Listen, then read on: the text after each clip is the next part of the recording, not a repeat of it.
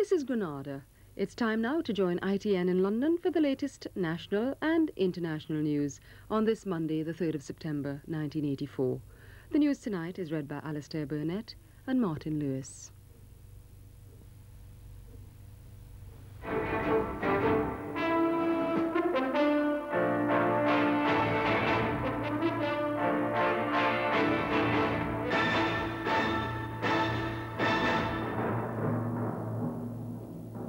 Mr. Scargill will talk. He accepts the TUC's help.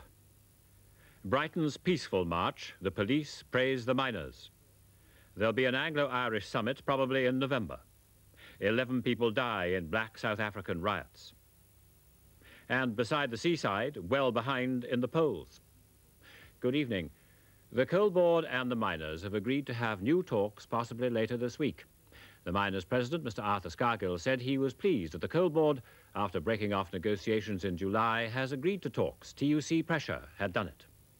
The Coal Board's chairman, Mr. Ian McGregor, said he welcomed the union's more realistic approach, but he said he was making no new concessions. Both said Mr. Robert Maxwell, the proprietor of the Daily Mirror, had suggested the talks.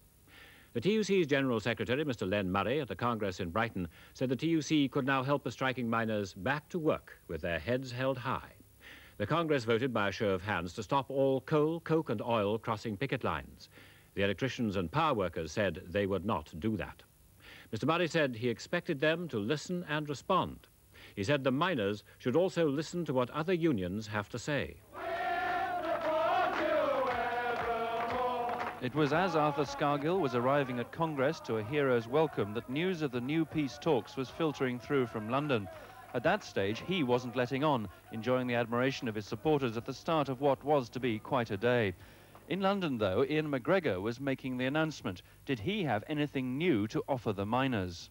I don't have a new offer to put to the NUM, as you see from my statement. I understood that the NUM were now prepared to talk about the future of the pits for a change, and the plans that we've put forward for them. Under these circumstances, as we've always said, we're ready to sit down and talk with them. Mr. So there's nothing new in this. It's just a question of the NUM taking advantage of the opportunity. Claiming credit for the new talks was Mr. Maxwell, revelling in the publicity for his Mirror Group and characteristically arguing the toss with miners on the seafront. Every other worker has had to compromise. Factories have Miners are not going to do that. Well, miners are mad. You have compromised. We under the plan for gold, under Scargill. Mines have been shut. But had he really found